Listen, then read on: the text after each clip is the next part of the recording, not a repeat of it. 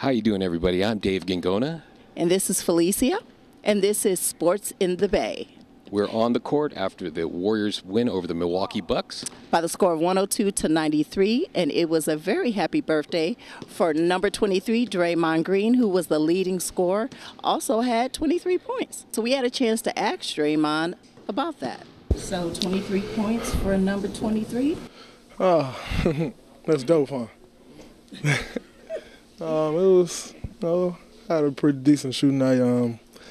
My teammates found me, put me in great position to score. Obviously with those guys hard hedging the way they were on Steph and Klay, it really opened me up to get some drives to the basket and, also opened me up on some threes as well. So, it was a pretty good night.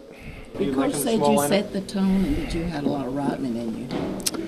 Yeah, man, that's crazy. I don't know if I could live up to that standard. Jeez, Rodman.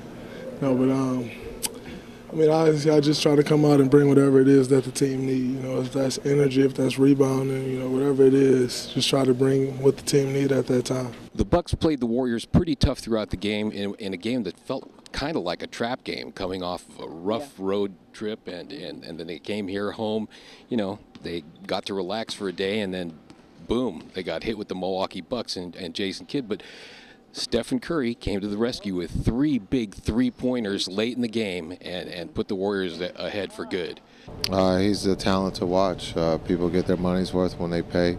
As an opposing coach, he makes it extremely tough because he's not just a shooter. He's a guy that's very unselfish, and his basketball IQ is very high.